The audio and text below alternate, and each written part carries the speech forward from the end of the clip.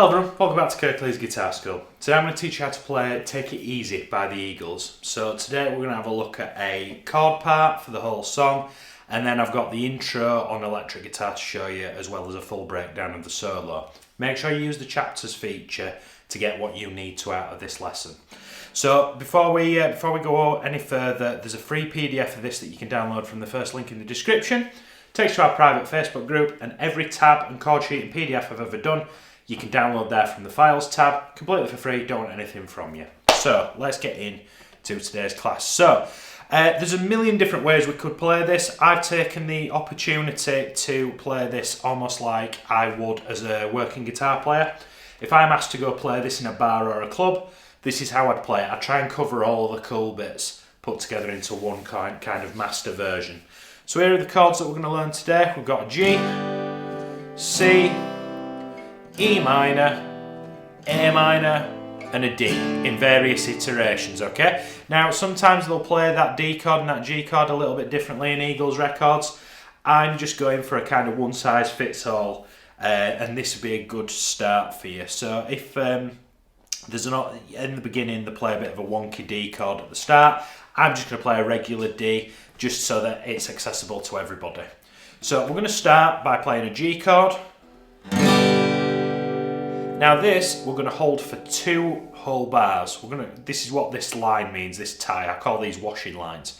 So you're going to play this G chord and you're going to hold it for 8 beats. 2, 3, 4, 5, 6, 7, 8. I'm then going to go to a C and then a D. And notice how the C and the D last for a full bar apiece. So that would be 1, 2, 3, 4, 5, 6, 7, 8, C, 2, 3, 4, D, 2, 3, 4.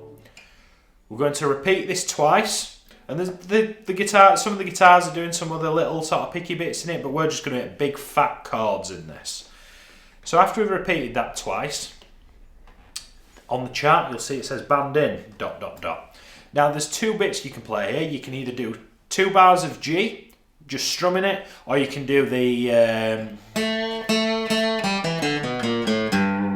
you can do that little bit of an intro lick, which we'll look at a little bit later on in the video when I get the Telecaster out. So if that's what you want, if that's what you're here for, use the chapters feature and get that under your fingers. Now for this whole song I'm using the strumming pattern down, down, up, up, down. I use this pattern a lot in my lessons and I feel like it's really versatile, and this fits the bill. That's that first bar on a G chord. Now in my charts I give you the first rhythm, the rhythm in the first bar of the piece, and then whenever you see these 4 dashes, that just means continue this rhythm. I'm just sort of trying to make it a little bit easier to sight read. So for every bar moving forward, unless I tell you otherwise, I want you to play this rhythm for me. So as the guitar's doing, as it's doing that little telly lick, we're just going to sit here on a G chord and do 2 bars of this strumming pattern.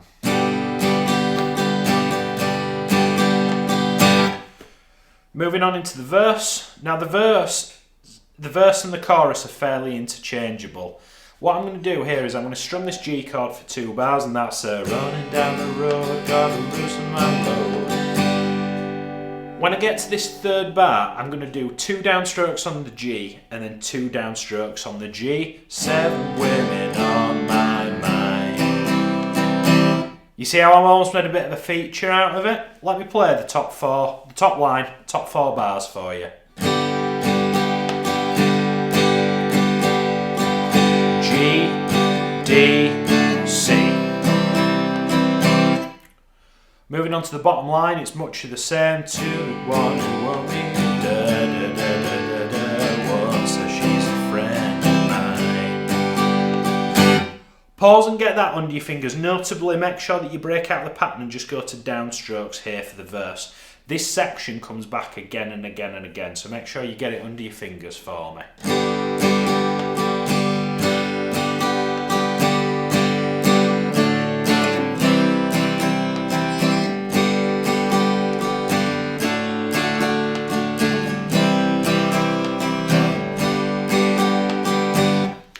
If we're okay, let's move on to the chorus. Now for the chorus, we're going to go to an E minor chord. Take it easy, take it easy. Just much of the same. A minor, C, E minor. Have a go, get it on your fingers. Remember, there's a free PDF that you can download. First link in the description where this is all laid out concurrently so that you can do it with the song. The chorus is actually a little bit longer than this. As I go to the next slide, can you see how we've got an extra 8 bars? Don't let the sound of your own wheels. It's that kind of sorry, da-da-da, well you still can. Da-da-da-da-da-da-da. I'm trying to be quite vague because I don't want the copyright filters to sort of pick up what we're doing here. Because anyway, that's a whole other conversation for another day. So we've got a full bar of C, G, C, G, A minor, sound of your wheels.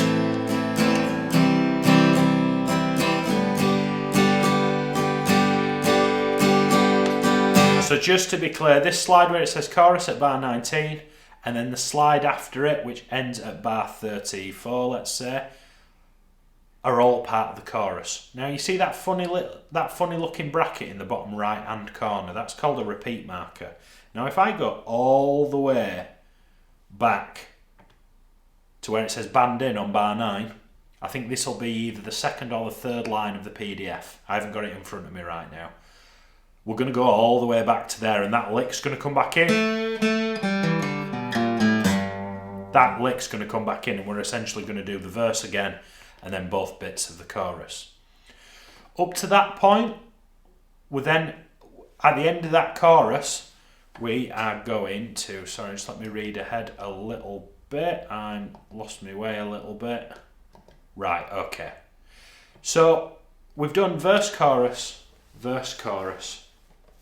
between the repeat markers. We're then going to go to the solo, which I'm going to break down shortly. Underneath the solo, it's more or less just the same again. I think it's the verse chords off the top of my head that they're playing. It's all displayed in the PDF. We then go back to another verse and then a double chorus at the end. Now, at the end, before the outro, you'll see it'll go A minor, C, take it easy. I know my singing's not really doing it justice today, so I'll have to apologise to you. But we're gonna, when you see this over here, it's a bit like the intro. Do you remember seeing this all the way over here in the beginning? You're gonna play that G chord at the end and let it ring out. So you got regular strumming pattern for the A minor and the C, down, down, up, down, down, down, up, down, G. As we go into the outro, we're going to repeat the top line 4 times and then play the bottom line with 2 bars of C and then 1 big fat E minor. I'm just going to play the top line once and then I'll play the bottom line. Imagine I've played this 3 times on the run up to this. So I've got C, C, G, G, bottom line, C, C, E minor. And that's how the song finishes. You should be able to sight read you've got all the sections there for the rhythm part, so you should be able to piece it all together with the actual recording. All I'd say is in this outro is where the banjo comes in, and I couldn't really find anything on acoustic guitar or even electric guitar that sort of mimicked that well enough that I was happy with. So in a live scenario, I would just play the chords for that bit and let the backing vocals do all the heavy lifting in that section. Right, so we've got all the rhythm parts. I'm going to plug the Telecaster in. Let's have a look at this intro and solo. Right folks, I'm back with the Telecaster. We're going to talk about tones at the back end of the video, so make sure you stick around for that. But let's just get into this intro to start with. So, you remember at the beginning you had the chords that was doing the... and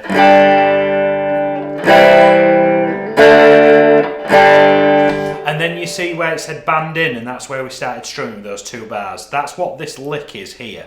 So this occupies these 2 bars, and you want the very last note to sit on the first the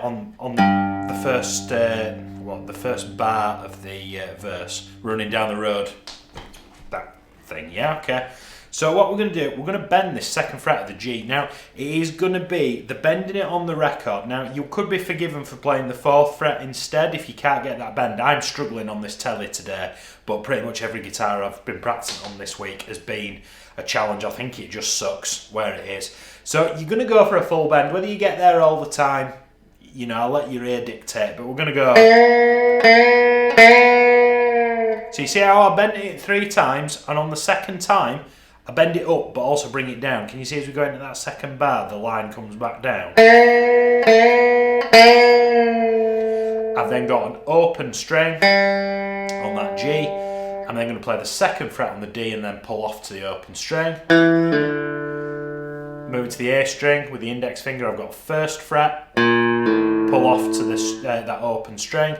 Middle finger, I'm going to catch the 2nd fret of the E string, the low E that is, and do a quick slide.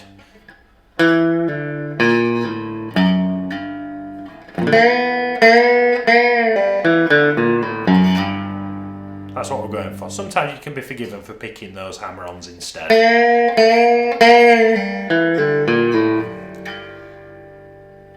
Right then, get that under your fingers. So we get into the solo. Now the solo starts with the very first note of the solo actually comes a little bit prematurely. That's why this bar's here. Now don't forget to get the PDF from the first link in the description. Having this PDF is a 2-pager for the lead part, and then it's a 3-pager for the rhythm stuff. It's well worth your time, I promise you, because you want to be scribbling on this with a pencil. Break it up into phrases. This is how I learnt this.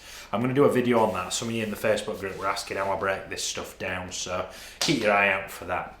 Right, so you're going to bend that 2nd fret again like we did in the intro, but you see this 2 in brackets over here?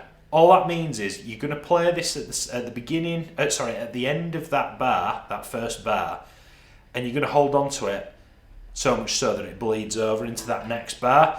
We don't have to pick it twice. So all I'm going to do is I'm going to pick this 2nd fret and bend it, and then I'm going to pick the 3rd fret of the B string 2 times. I'm almost trying to get like a bit of a sort of lap steel bend going there. Can you see how I've still got this up in the air? Now notice how I'm putting my thumb over the top of the neck so I've got something to anchor onto. My finger's really sore. It just sucks doing it this way. You could go if you wanted to, but we're trying to, if we're going to do it, we're going to do it properly. Now here and here, that 2nd fret is still bent from when we did it over here. You're going to hold it in that sort of bent position for the remainder of the bar. So you see how we bend it first, we then pick that B string twice, we pick the note that we've bent, that's already bent, we pick the B string once, pick the bent note, pick the B string, and then we're going to slide up to 5. Let me play up to this 5th fret here. Sorry, I always want to play that 2nd one twice. I don't know, it's just how I've got it in my head.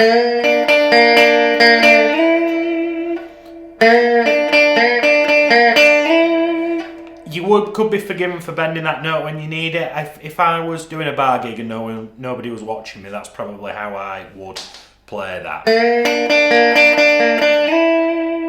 We then go back to the 3rd fret as we enter the final bar. And then we're going to do these little dyads. Now I can't make my mind up whether I want to do 3rd fret and 4th fret with the index and middle finger, or 3rd fret and 4th fret with the middle and the ring finger. And you pick those 2 notes, little dyad, you're picking the B and the G and the B strings with a downstroke, and you slide down to a 0.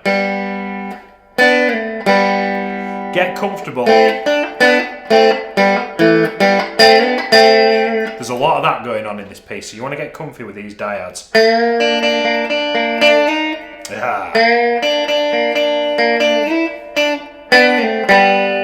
That's what we're going for.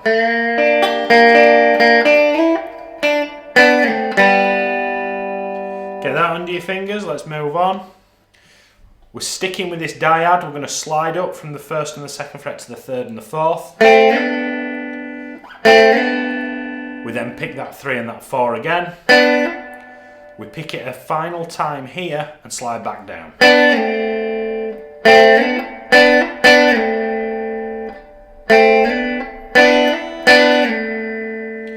open G, diad, open. Let me play that whole first bar.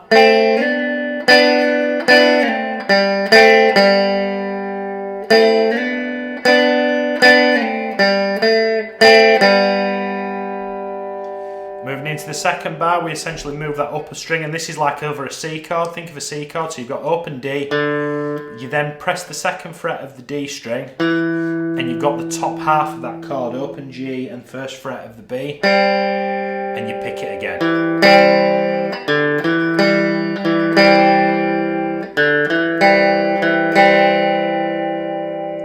Don't worry about this slide at the very end of the bar, because we're going back up to that 3 and that 4, but that ties into the next lick. Let me play all of this except that very last note.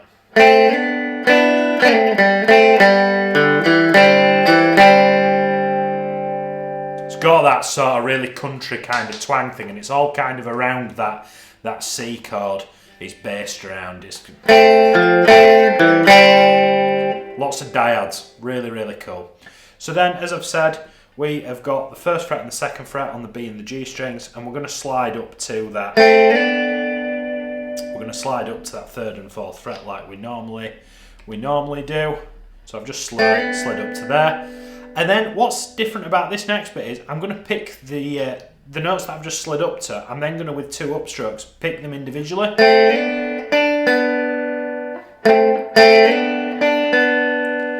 And then back down.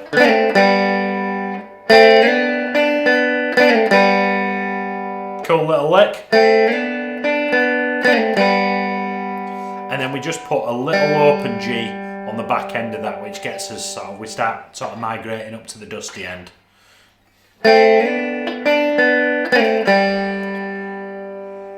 We're then going to slide, moving into the second bar, with my middle finger. I'm going to slide up to that 11th fret. Now I do what? I pick the G, and then I sort of hammer on roughly around the second fret, but as soon as your finger makes contact with the fretboard,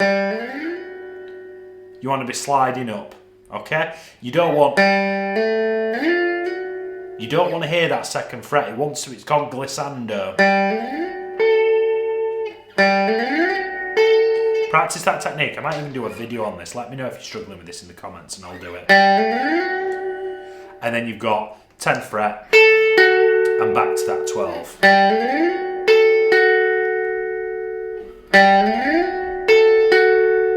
I then bar the 7th fret of the G and the B strings. Sorry, I've missed a slide in there, haven't I? I've got that slide from 11 to then that double bar. So sorry, right, we've got the slide up to the glissando, up to the 11, 10th fret of the B, back to the 11th fret where we once came. I'm then going to pick the 11 one more time here and slide back down to that 9. Then I've got my double stop.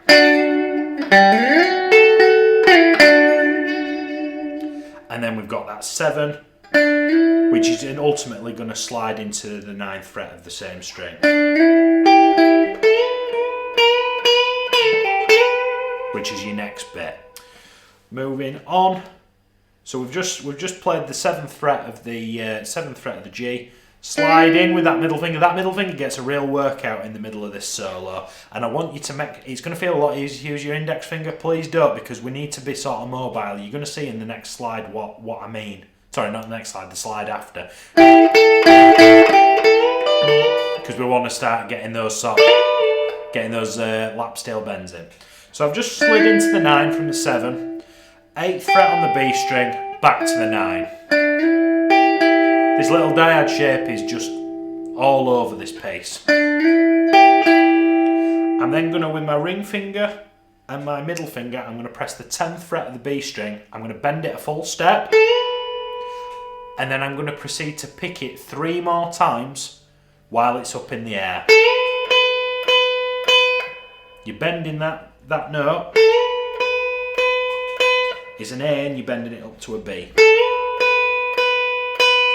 On the last time here, you're going to bend it up, bring it back down, and then pull off to an 8.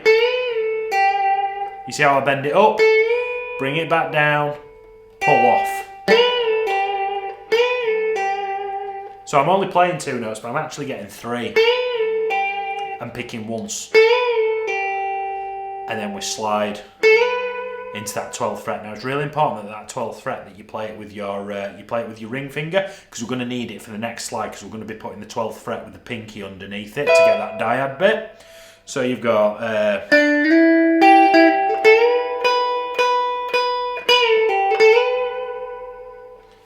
moving on. I'm going to play that 12th fret on the B and the high E, and I'm going to pick that. I'm going to do all downstrokes for this bit, and I'm going to go 1, 2, and. So I've got a long one followed by 2 short ones. I'm then going to take my index finger and I'm going to press the 10th fret of the B string and play almost like a little power chord. You see how I just quickly move off? Once I've done that, we're here. I'm going to hammer back onto that 12. Yeah?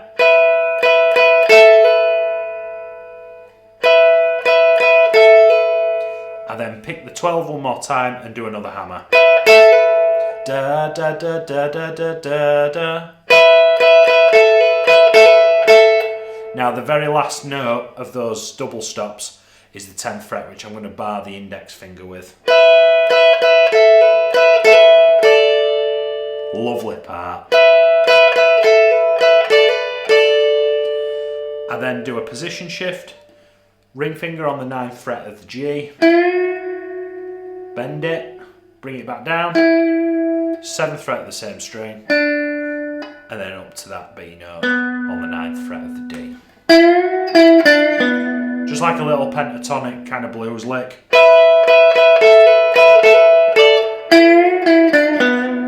Absolutely lovely. And this is where we're sort of starting to, we're on the, that's the second line of the second page that we've just played. And this is really where we're starting to kind of get that, for lack of a better term, we're sort of getting to the sort of like top end of that solo. So we've just gone da da da da da da.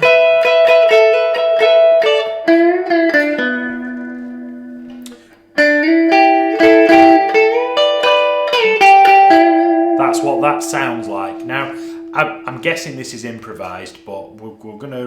It's not beyond us means to transcribe it. So again, with that middle finger, I'm sliding in, and it's really important that you use the middle finger. You know, I said earlier that it were gonna come in. This is where it's coming in. So we're sliding in here, look, and then we're gonna play the 8th fret on the B string behind it.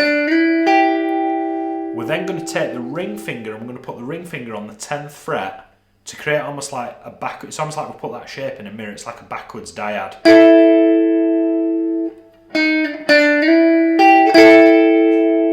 And then I go back to that 8 and that 9. We're just creating little chords. That's the rhythm. Da, da, da, da. We're then going to bend the 10th fret at the end of that bar, and I'm going to hold that in the air and then pick the 10th fret of the high E string, catching it with my little finger underneath it to get that sort of pedal steel. I then pick it again while it's in the air, and then you see how that 10th fret of the B over here, it's already up in the air, and I let the air out of it.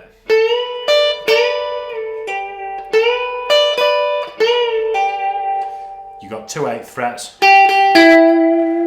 Nearly there, folks. Staying in the same place, we're going to hammer between the index and the ring fingers on the 8th to the 10th fret of the B string. 7th fret of the high E to the 8th fret, back to the 7th.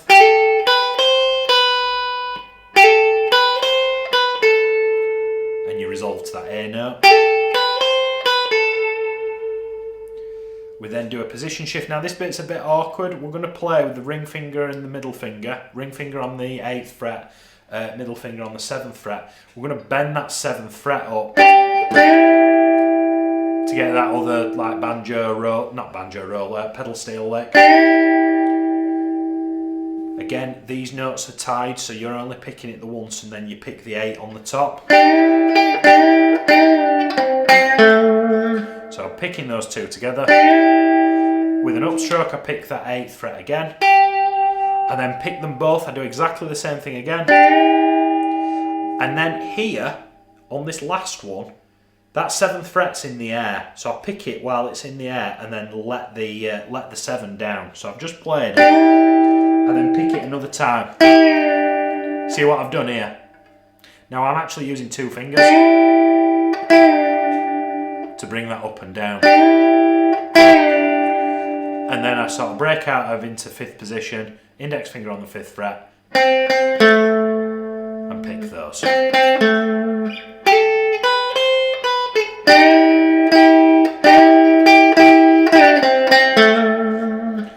Into the last bit. Now this bit looks dead easy, but it's a real finger shredder. Now let me show you what I mean. So we're going to do that pedal steel lick again. So you pick the 10th fret on both the B and the high E, and you send that B string up to create your dyad. We're then going to pick it 3 more times in that bar. I'm going to pick it a 5th time and then let the air out of it. So it's already up in the air at this point, and I let it back down. So I'm bringing it up, picking it 3 times while it's in the air, 4th time letting it down. And then play the 8th fret of the B.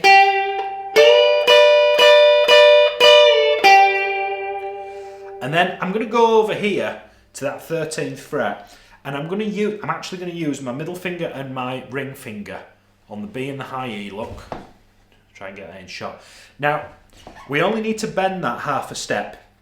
We need to make these fellas sound like that. Sound like the 14th fret, and you're going to need a lot more force here than you were originally thinking. It's going to sound a bit gross until you've got it under your fingers, but you're going to pick both of those, and then I want you to bend both the strings. Bend them both up like that, so you're going to go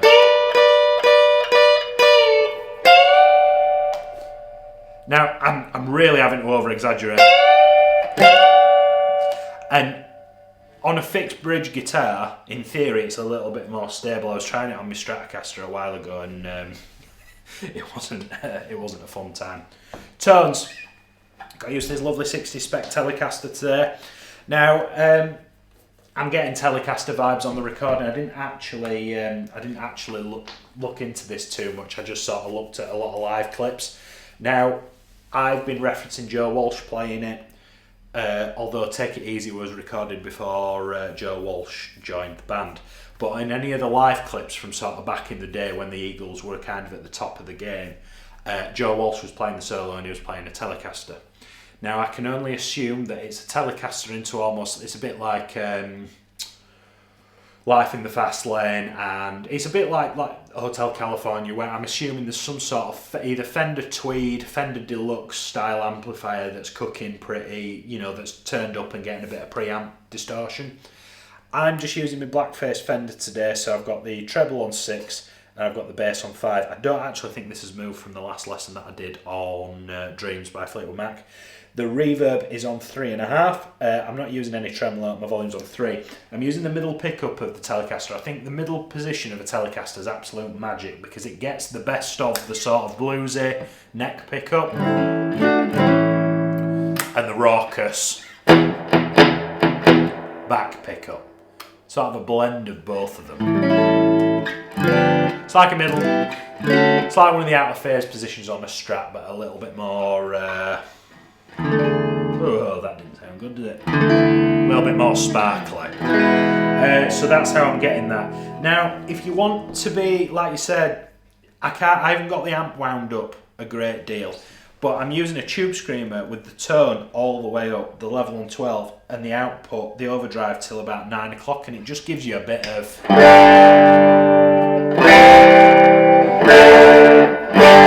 all those strings and all those bends have made my guitar go out of tune. But I'd just test very, very light overdrive to see if you can get it sounding more like it. To be honest, I really like the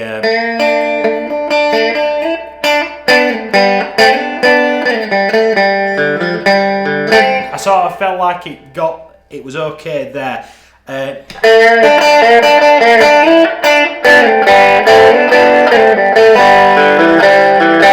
It sounds good, but I think it's a little bit too overdriven. I'll let you be the judge of that. As always, head to the first link in the description where you can grab a free PDF for everything that we talked about today. It's a 6-page document and it's well worth grabbing, so make sure you go down there and get it.